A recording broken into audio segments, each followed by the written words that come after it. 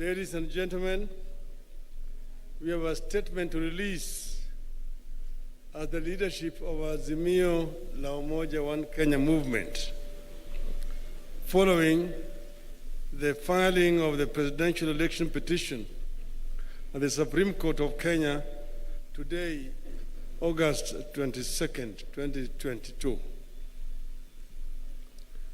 A short while ago, we successfully filed our presidential election petition at the Supreme Court of Kenya.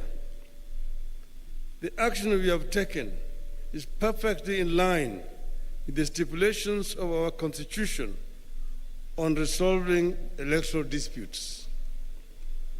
It affirms our deep belief in constitutionalism, the rule of law, and a peaceful resolution of disputes, including high-stakes ones, like the presidential election.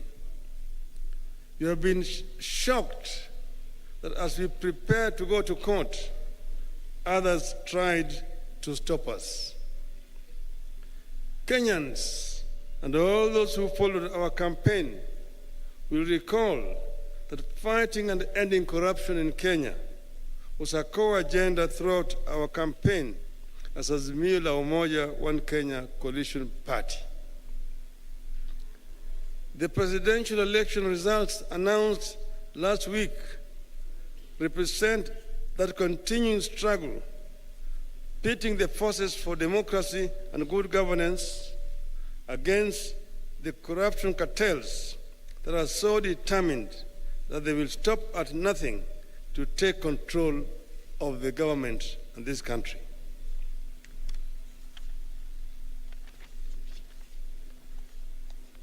This is a do-or-die battle for the corruption cartels who have everything to lose should the forces of democracy take over. The corruption cartels are prepared to compromise electoral systems, bribe electoral officials, make security systems look other way, or even kill in order to find their way to power and their ill-gotten wealth and continue stealing from the public. We believe this is what happened in this election. For the sake of Kenya's future, the corruption network must not only be stopped, it must also be crushed.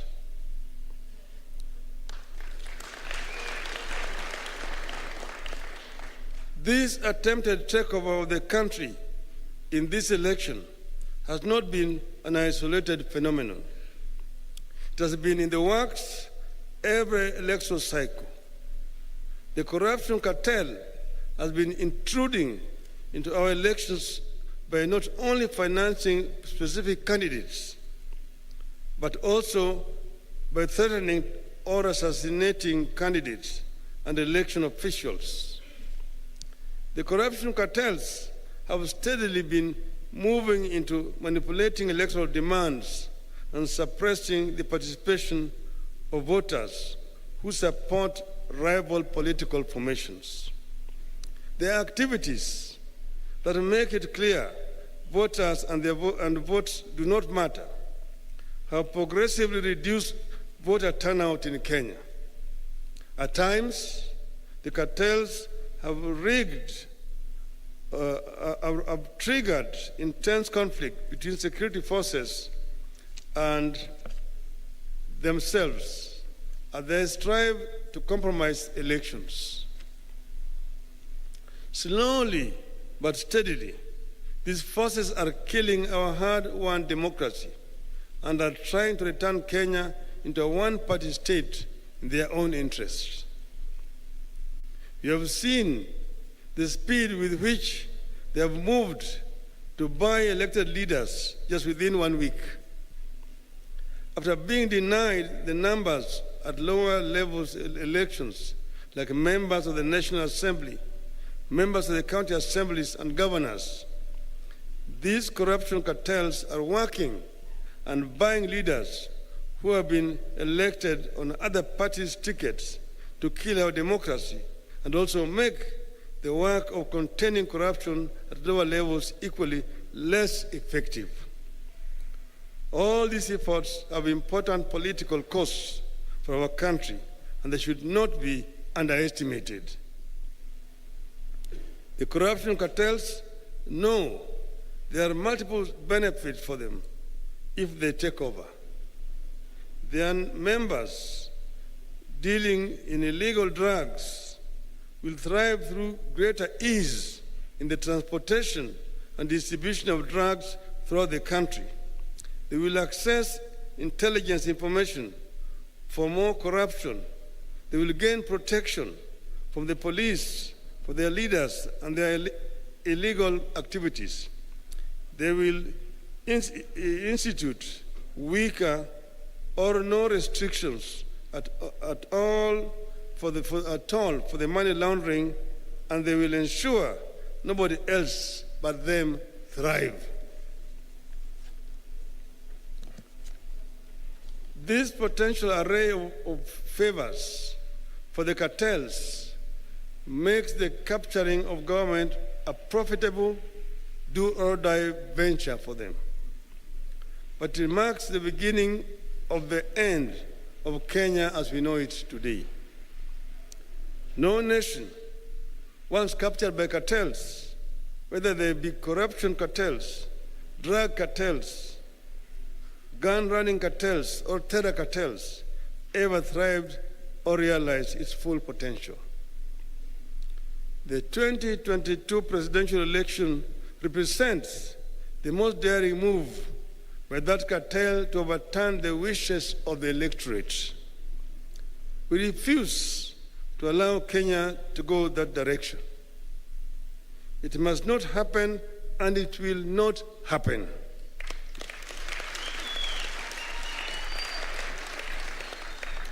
This is what the steps we have taken today and the ones we will take going forward are all about.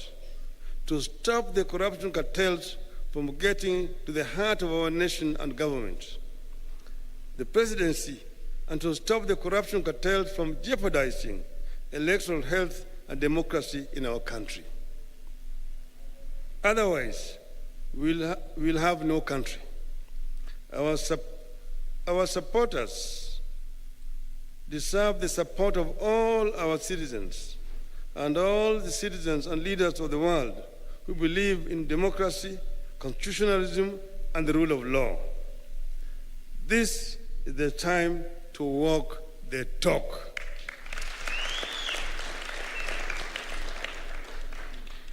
And I want to add, nitasema kichache kwa Kiswahili.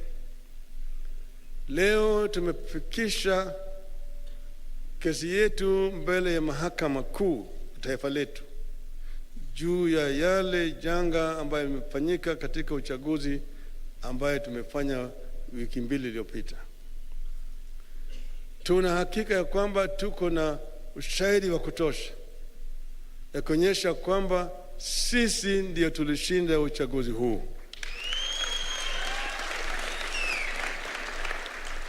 Imedhihirika wazi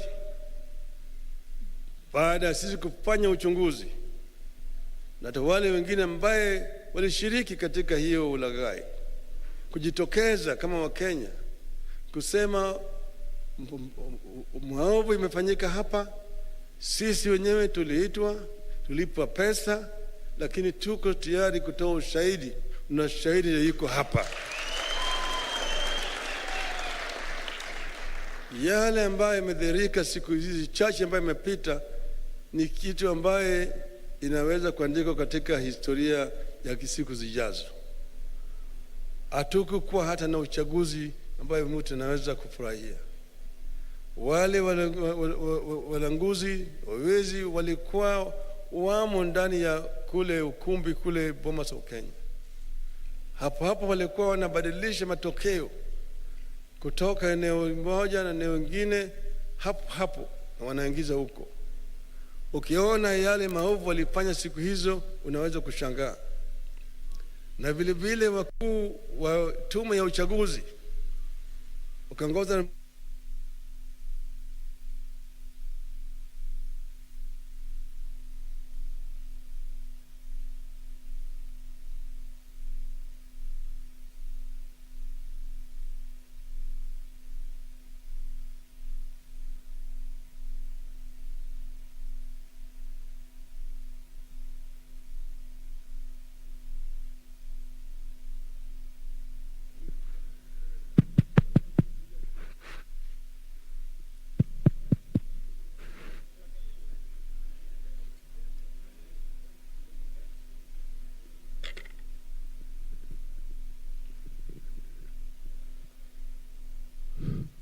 Samaha. Tumesema ushahidi tuko nazo ya kutosha kuonyesha yale maovu yalifanyika. Na tumesema vile vile hata wakuu wafanyikazi wa tume ya uchaguzi wakaongozwa na yule mwenyekiti wao walifanya maovu mengi zaidi. Ukiona mwenyekiti mwenyewe akitofautiana na wanachama wake na kutangaza hata kama ma constituencies 31 kutoka yao yalikuwa hajawekwa pale, ni aibu kubwa kwa demokrasia ya Kenya. Lakini tunatoa shukrani kwa Wakenya kwa kusimama imara na vile vile kuonyesha utulivu wakati huu. Tunasema Wakenya wangoje wawe na subira. Maana yake tunasema subira huvuta heri. Tuna hakika ya kwamba mwishowe ukweli itajulikana.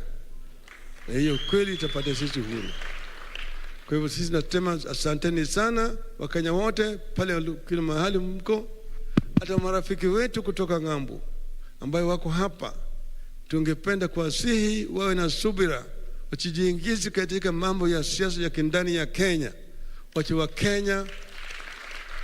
Wakenya wasuluhishe mambo yao kama Wakenya, na sisi tunaweza kusuluhisha mambo yetu. Asanteni sana. Mungu awabariki. Mungu ibariki Kenya. Thank you.